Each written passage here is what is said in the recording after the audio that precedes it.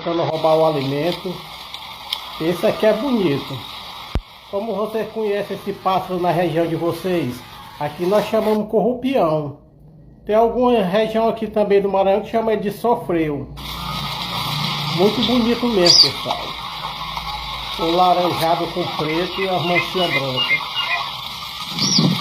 E esse sabe roubar bem, ó. Não está caindo não. Vamos ver.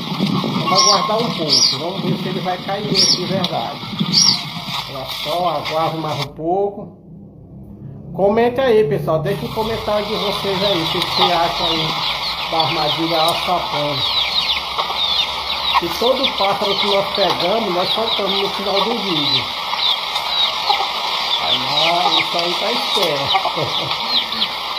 Lembrando, pessoal, que esse vídeo é só uma demonstração. Nós não maltratamos os pássaros não, tá ok?